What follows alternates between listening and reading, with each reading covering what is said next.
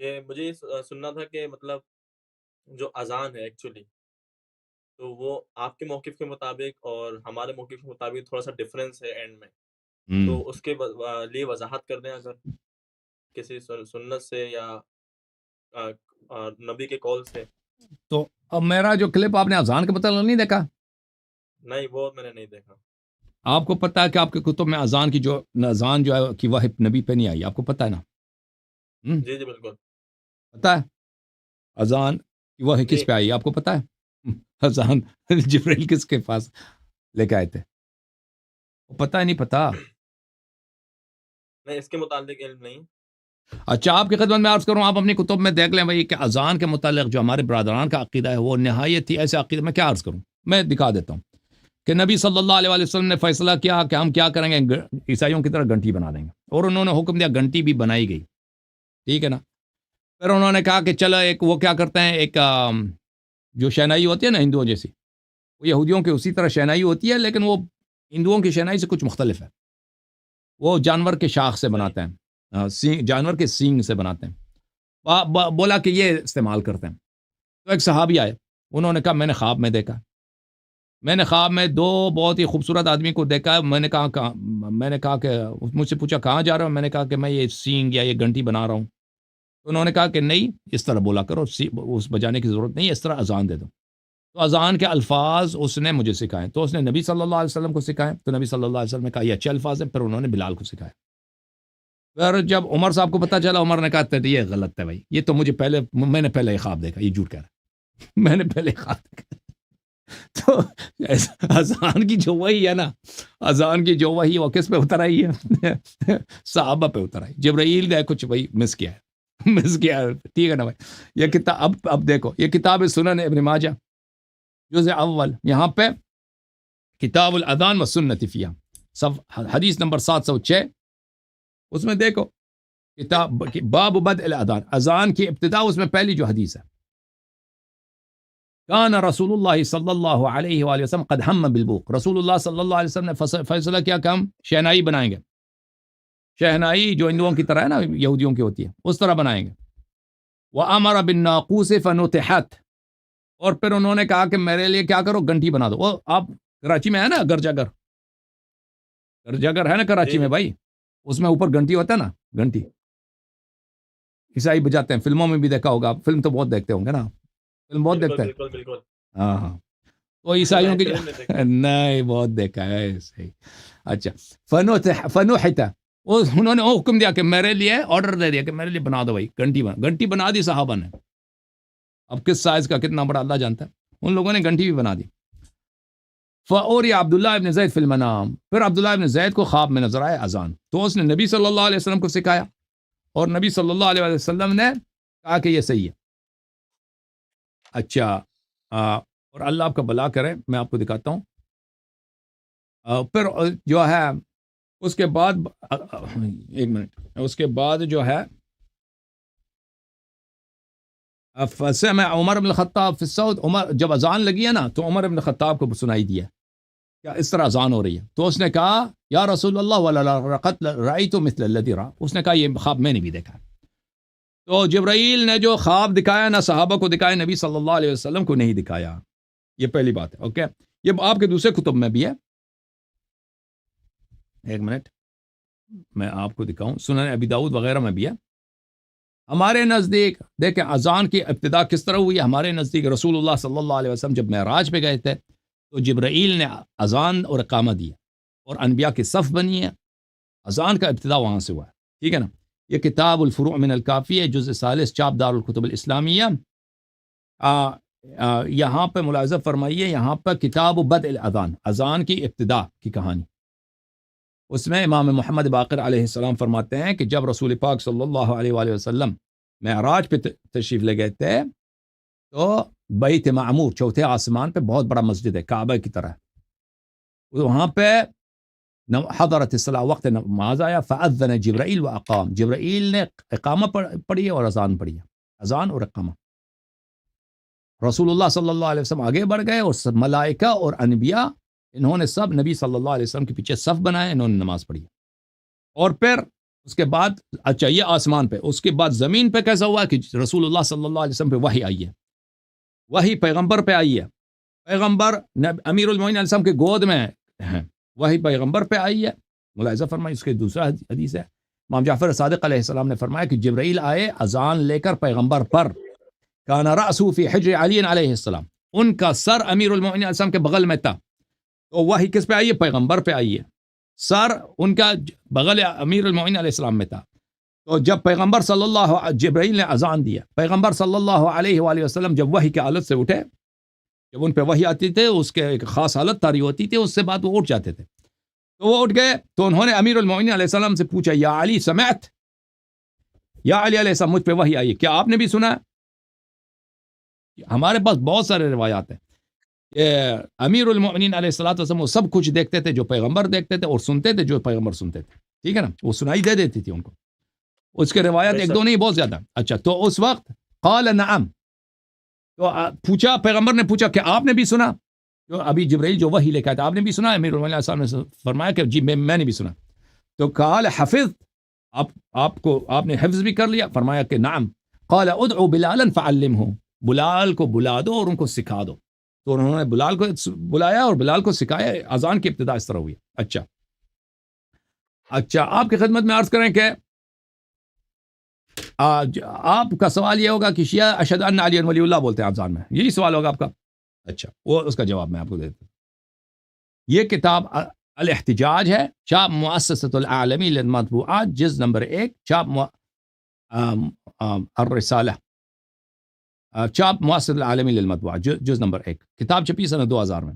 ملاحظہ فرمائیے، یہاں پر حدیث ہے حضرت امام جعفر صادق علیہ الصلاۃ والسلام سے، کہ انہوں نے فرمایا کہ فرمایا کہ ان اللہ لما خلق العرش كتب علیہ لا الہ الا اللہ محمد رسول اللہ علی امیر المؤمنین، اللہ نے جب عرش خلق کیا ہے تو یہ کلمات مبارکہ عرش پہ لکھی ہیں، اور لما خلق اللہ عز وجل الماء كتب فی مجراہ لا الہ الا اللہ محمد رسول اللہ علی امیر المؤمنین، اور اللہ نے جب پانی کو خلق کیا تو پانی کا جو سرچشمہ ہے وہاں پہ، یہ پانی کا جو اصل ہے وہاں پہ یہ لکھا ہے، یہ بات 3 جملے مبارکہ۔ اور اللہ تعالیٰ نے جب کرسی بنایا، کرسی کے پایوں پہ، یہ اس کے کالمز پہ یہ لکھا ہے لا الہ الا اللہ محمد رسول اللہ علی امیر المؤمنین۔ اسی طرح بولتے جاتے ہیں کہ جنت خلق کیا ہے، تو عرش خلق کیا ہے، تو لوح و قلم خلق کیا ہے، سب وہ بولتے جاتے ہیں۔ تو پھر اس کے بعد فرماتے ہیں فَإِذَا قَالَ أَحَدُكُمْ لَا إِلَهَ إِلَّا اللَّهُ مُحَمَّدٌ رَسُولُ اللَّهِ فَلْيَقُلْ عَلِيٌّ أَمِيرُ الْمُؤْمِنِينَ، تو آپ میں سے جب کوئی بھی لا الہ الا اللہ محمد رسول اللہ کہہ دے تو اس کے بعد یہ کہہ دے علی امیر المؤمنین۔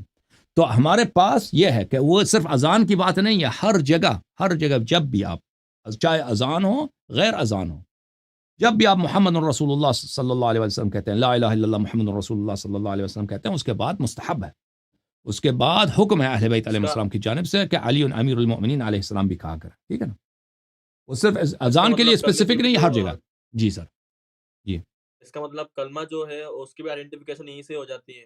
بالکل، کلمہ کی، اس کلمے کے تو بہت زیادہ ہے، اس کے حدیث بہت زیادہ ہے کہ اس میں شہادت ثالثہ ہے، اس میں ائمہ طاہرین علیہ السلام ایک پروپیگنڈا ہے کہ مطلب یہ کیونکہ ایک پروپیگنڈا چلتا ہے کہ سننے میں آتا ہے کہ یہ مطلب شیعوں نے کلمہ بڑھا دیا، ایڈیشن کر دی اس کے اوپر، تو یہ بہت زیادہ اس میں دیکھیں میں اس حدیث کو کمپلیٹ کر لوں تو پھر آپ کو پتہ چلے گا۔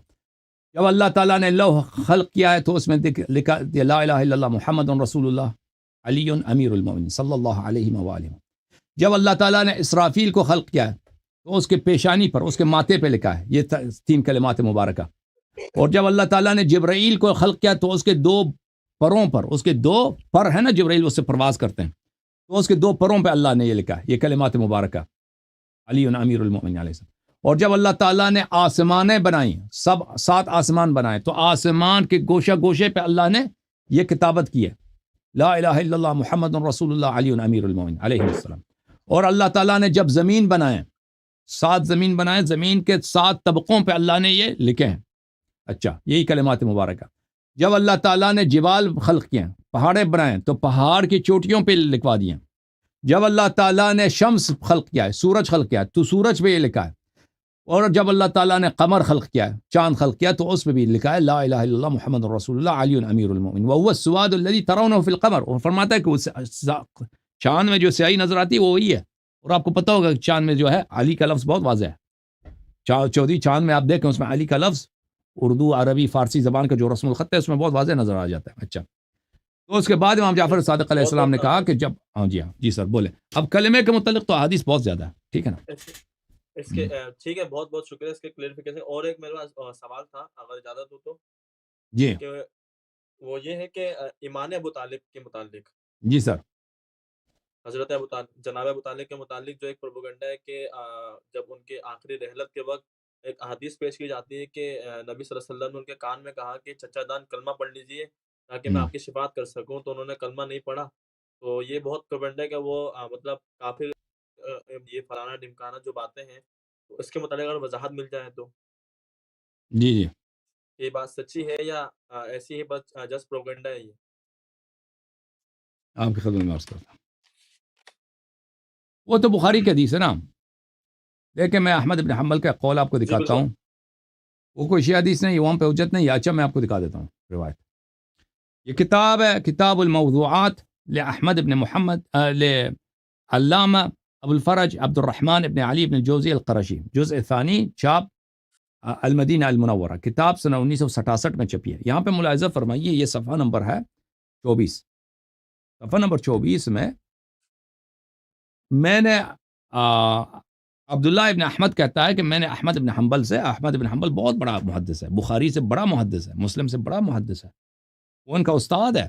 احمد ابن حنبل کہتا ہے سألت ابی، میں نے اپنے والد سے پوچھا، فقلت ما تقول فی علی و معاویہ، علی علیہ السلام اور معاویہ کے در مختلفات میں آپ کا کیا عقیدہ ہے؟ فاطرق ثم قال ایش اقول فیہم، اس نے سر نیچے ڈالا میرے والد نے، احمد نے، اور پھر اس نے کہا کہ میں اس مسئلے میں کیا کہوں. ان علی علیہ السلام کان کثیر الاعداء ففتش اعداؤه له عیبا فلم یجدوا، امیر المؤمنین علی علیہ السلام کے بہت سارے دشمن تھے، ان کے دشمنوں نے ان کے تلاش کی، جستجو کی کہ ان میں کوئی عیب ہمیں نظر آئے. وہ ایسی چیز جس کو ہم پروپیگنڈا کریں، بڑا چڑھا کے پیش کریں تاکہ دشمنی ہو ان سے، ٹھیک ہے نا. بالکل فلم یجدوا، ان بالکل کو کچھ بھی نہیں ملا، ان کو کچھ بھی نہیں ملا. مثلا کہہ دے بزدل ہے، کہہ دے مثلا تقوی نہیں ہے، نستجیر باللہ، ایمان نہیں ہے. پیغمبر صلی اللہ علیہ وسلم نے کبھی ان کی مذمت کی ہو، کبھی مثلا کوئی ڈانٹا ہو، بالکل یا مثلا جنگ سے بھاگے ہوں، کچھ بھی نہیں ملا ان کو، کچھ بھی نہیں ملا. بالکل ملے گا. تو اس کا نتیجہ کیا ہوا میرے عزیز؟ تو ان کے رشتہ داروں کو ڈھونڈ، اس کے والد صاحب کو، ٹھیک ہے نا، والد صاحب کو، کہ بھئی یہ کلمہ نہیں پڑھے. تو اب میں آپ کی خدمت میں عرض کرتا ہوں کہ انہوں نے خود مخالفین نے حضرت ابو طالب علیہ السلام کے جو دیوان ہے انہوں نے نقل کیا. میں ان کا دیوان آپ کو دکھا دیتا ہوں.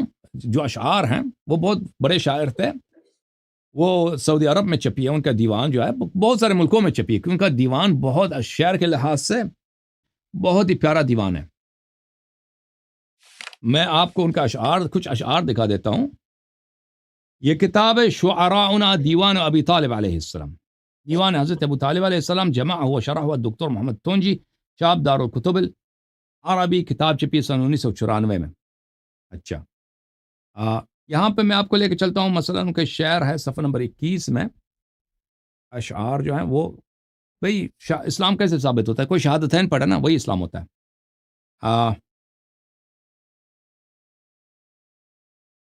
دیکھیں یہ ان کا شعر ہے. فرمایا انت الرسول وقال یمدح النبی صلی اللہ علیہ وسلم، اپنے نبی، ہمارے پیارے نبی صلی اللہ علیہ وسلم کے مدح میں ان کا شعر ہے.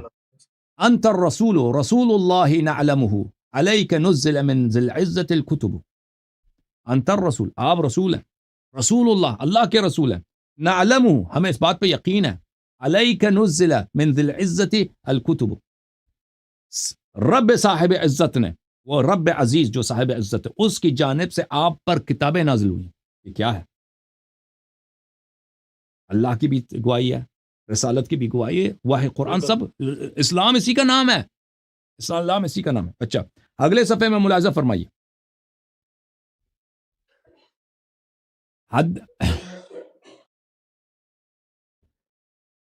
روایت ہے کہ وہ رسول پاک صلی اللہ علیہ وسلم کے پاس سے گزرے، وہ نماز پڑھ رہے تھے، وہ علی عن یمینہ و جعفر مع ابی طالب یکتم اسلام.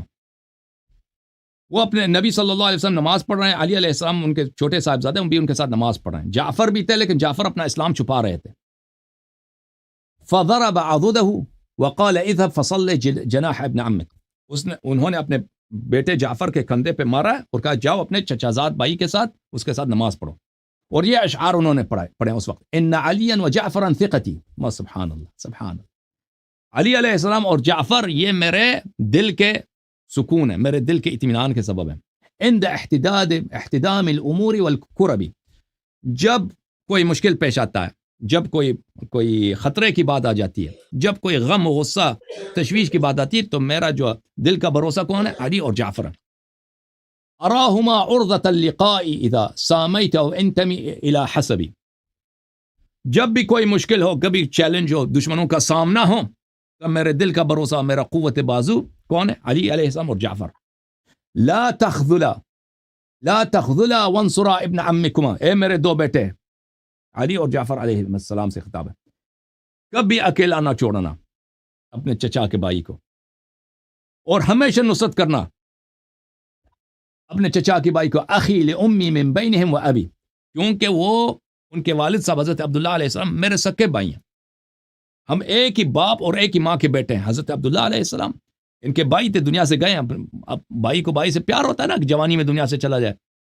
ان کا ایک ہی شہزادہ، ایک ہی نشانی ہے دنیا میں، حضرت عبداللہ علیہ السلام کی ایک ہی نشانی ہے دنیا میں، حضرت رسول صلی اللہ علیہ وسلم. تو ان کو اپنے آنکھ کے تاروں کی طرح انہوں نے پالا تھا، اپنے گھر میں پالا تھا. حضرت ابو طالب علیہ السلام پیغمبر کس کے گھر میں پلے بڑے ہیں؟ حضرت ابو طالب علیہ السلام کے گھر میں، وہ والد کی طرح ان کے لیے. اچھا، واللہ لا اخذل النبی ولا یخذلہ من بنی ذو حسبی، اللہ کی قسم میں نبی کو، محمد نہیں کہا صلی اللہ علیہ وسلم، نبی کہہ کے کہا، میں نبی صلی اللہ علیہ وسلم کو کبھی اکیلا نہیں چھوڑوں گا، اور میرے اولاد میں سے جو بھی ذو حسب ہے، میرے اولاد میں سے جو بھی باغیرت ہے، اس نبی کو کبھی اکیلا نہیں چھوڑے گا. اچھا، میں ایک اور شعر آپ کو دکھا، اس طرح ان کے اشعار بھرے پڑے ہیں، سب مد ہیں حضرت خاتم الانبیاء صلی اللہ علیہ وآلہ وسلم کے. اچھا، کیونکہ ایک وہ بھی تو ملتا ہے کہ مطلب قرآن میں ہے کہ جس نے یتیم کی کفالت کی وہ جنت میں ایسے ہوئے گا جسے دو انگلیاں میرے ساتھ ہیں، اور پوری زندگی کفالت کی جناب ابو طالب نے. تو بالکل، لیکن کچھ ماننے والے ہیں اور کچھ ہے کہ جو ڈینائی کرتے ہیں اس چیز کو. لیکن ایک ایک منٹ میں بہت اہم سوال ہے، اگر آپ کی اجازت ایک منٹ مجھے ایک اور پڑھنے دو بھائی. جی بالکل مثلاً بالکل. یہ صفحہ نمبر 35 میں ان کا شعر ہے، ملاحظہ فرمائیے، شعر نمبر 19 ہے. وقال يمدح النبی صلی اللہ علیہ وسلم، نبی کریم صلی اللہ علیہ وسلم کے مدح میں فرماتے ہیں. اچھا، انت النبی محمد صلی اللہ علیہ وسلم، آپ نبی محمد صلی اللہ علیہ وسلم آپ ہی ہیں. قرم اغر مسود، سردار آپ ہیں، مالک آپ ہیں، بادشاہ آپ ہیں. سبحان اللہ سبحان اللہ. وہ کب یہ بات ہو رہی تھی؟ یہ زمانہ، وہ زمانہ یہ تھا کہ نبی صلی اللہ علیہ وسلم کا کوئی ساتھی نہیں تھا، ایک ہی پناہ تھا نبی کا، وہ حضرت ابو، ایک ہی ناصر تھا حضرت ابو طالب علیہ السلام. للمسودین اکارمی طاب و طاب المولد، آپ جتنے دنیا میں شریف لوگ ہیں، آپ ان سب کے دل کا بھروسہ، ان سب کے لیے شرافت کا منبع ہیں، آپ پاک ہیں، آپ کی ولادت پاک ہے. اچھا، جو لوگ کہتے ہیں نا کہ ابو طالب علیہ السلام کافر ہیں، ان کا یہ بھی تو عقیدہ کہ نبی کے دونوں والدین کافر تھے نا. وہ تو صرف ابو طالب علیہ السلام کو تو نہیں کہتا نا، وہ تو نبی صلی اللہ علیہ وسلم کے دونوں والد کو، والد اور والدہ کو، ان کے پورے خاندان کو یہ مشرک کہتے ہیں. ان اللہ اصطفى آدم و نوح و آل ابراہیم و آل عمران علی العالمین، اللہ نے برتری دی ہے آدم اور نوح کو اور ابراہیم کے خاندان کو اور آل عمران کو اور عام آل عمران کو. اور یہ کیا کہتے ہیں کہ ہمارے نبی کا خاندان کیا ہے؟ انما المشرکون نجس. قرآن کی آیت ہے نا، انہوں نے نستجیر، سب انبیاء سے نستجیر باللہ، سب انبیاء سے نستجیر باللہ. نصیب جو میں لفظ کیا عرض کروں، ان کا کفری عقیدہ بیان کر رہا ہوں، مجھے ڈانٹو، گھٹیا ترین نستجیر باللہ. جو آل خاندان انہوں نے کس کا بنایا؟ ہمارے نبی صلی اللہ علیہ وسلم کا، کیونکہ ان کو نجس بنا دیا. تو یہ کیسے سردار انبیاء، دوسرے انبیاء سب ان کے جو عالم و معزز ہیں. ایک منٹ میں آپ کے خدمت میں عرض کروں، میں آپ کو دکھا دیں یہ حدیث، ملاحظہ فرمائیے. یہ حدیث لمبی حدیث ہے، جابر بن عبداللہ انصاری روایت کرتے ہیں رسول اللہ صلی اللہ علیہ وسلم سے. جابر ایک نوجوان تھا اور بہت ہی پیارا مومن نوجوان تھا, صحابی ہے, مدینے کا رہنے والا ہے, اور یہ بہت لمبی عمر کر گیا ہے. تو انہوں نے نبی کریم صلی اللہ علیہ وسلم سے سوالات کیے. ملاحظہ فرمائیے, یہ کتاب بحار الانوار جلد نمبر 35, اس میں آپ کو لے کے چلتے ہیں. اس کے آغاز میں ایک حدیث ہے جو بہت ہی لمبی ہے, اور اس میں جابر جو ہے یہ ہے صفحہ نمبر 10 میں شروع ہوتی ہے یہ حدیث. جابر رسول اللہ صلی اللہ علیہ وسلم سے سوال کرتے ہیں کہ مجھے یہ کہانی سنائیں کہ امیر المومنین علی علیہ السلام کی پیدائش کیسی ہے. یہ ہم نے جو سنا ہے کہ وہ کعبے میں پیدا ہوئے تھے, یہ آپ کی زبان سے سنتے ہیں.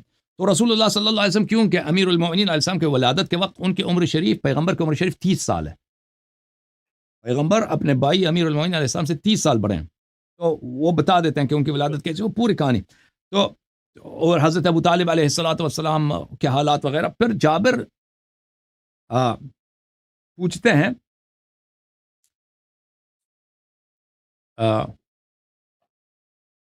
پوچھتے ہیں کہتے ہیں کہ یا جابر, یا رسول اللہ,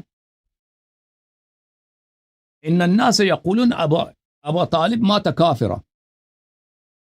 یا رسول اللہ, لوگ تو کہتے ہیں کہ ابو طالب کافر مر گئے ہیں. ہمارے ہاں جو صحابہ مکے سے آئے ہیں, یہ تو ہجرت کے بعد کا واقعہ, یہ صحابہ تو ہمیں سناتے کہ نہیں یہ تو کافر مرے تھے, نستجیر باللہ. قال یا جابر اللہ اعلم بالغیب انه لما كانت الليلة التي اسري بي فيها الى السماء انتهيت الى العرش فرأيت 4 انوار فقلت يا الہی ما هذه الانوار. کہتے ہیں کہ رسول اللہ صلی اللہ علیہ وسلم نے فرمایا کہ اللہ غیب کو جانتا ہے. مجھے اللہ عرش پہ لے کے گیا تھا. میں جب عرش پہ پہنچا ہوں تو میں نے وہاں پہ 4 نور دیکھے. میں نے اللہ سے پوچھا یا اللہ یہ 4 نور کس کے ہیں, یہ کون سے نور ہیں؟ فقال یا محمد هذا عبد المطلب وهذا ابو طالب وهذا ابوك عبد الله وهذا اخوك طالب. رسول اللہ صلی اللہ علیہ وسلم فرماتے ہیں کہ اللہ کی جانب سے ندا آیا کہ یا رسول اللہ, یہ 4 نور جو ہیں یہ ایک آپ کے جد ہیں حضرت عبد المطلب علیہ السلام, ایک آپ کے والد ہیں حضرت عبداللہ علیہ السلام, ایک آپ کے چچا ہیں حضرت ابو طالب علیہ السلام, اور ایک آپ کے بھائی ہیں حضرت طالب. طالب جو ہے حضرت امیر علی علیہ السلام کے بڑے بھائی تھے, وہ نوجوانی میں وفات ہو گئے تھے. ان کا نسل وغیرہ میں تاریخ میں نہیں ملتا کہ نسل وغیرہ چلی ہو. میں نے پوچھا یہ فقلت یا الہی وسیدی فبما نالوا هذه الدرجه. میں نے پوچھا یا اللہ یہ ان کا کیا خاصیت ہے کہ آپ نے ان کو اتنا عظیم, میرے والد کو اتنا عظیم مقام دیا ہے, میرے جد میرے دادا حضرت عبد المطلب, حضرت طالب, حضرت ابو طالب علیہ السلام کو. فرمایا بکتمانہم الایمان واظہارہم الکفر وصبرہم علی ذلک حتی ماتوا. فرمایا اس لیے کہ یہ مومن تھے, ظاہر میں یہ اپنا, ان کو حکم تھا کہ یہ تقیہ کریں اپنا ایمان, حضرت عبد المطلب علیہ السلام وغیرہ اپنا ایمان ظاہر نہ کریں, مشرکین کے درمیان رہتے تھے, اور یہ ان کو حکم تھا کہ یہ اپنا ایمان چھپائیں, لیکن دل میں یہ مسلمان تھے, میری عبادت کرتے تھے. تو اس وجہ سے کیونکہ یہ اس سے سخت حالات میں اپنے ایمان کا انہوں نے کتمان کیا اور ایمان کو حفظ رکھا, تو اس لیے میں ان کو میں نے یہ مقام دیا ہے. اچھا, آپ کی خدمت میں ایک اور حدیث میں عرض کروں. آپ کی کتاب سے ہے حدیث؟ جی, یہ آپ کی کتاب سے حدیث ہے؟ یہ شیعہ کتاب سے, یہ شیعہ کتاب ہے. اوکے. وہ جو لوگ کہتے ہیں نا وہ کافر تھے, وہ تو پیغمبر کے والدین کو کافر, وہ ان کا کیا ہے جو ان کو ان سے, وہ تو پیغمبر کے والدین کو جو معاف نہیں کیا نا, ان کی کتابیں تو وہی ہیں.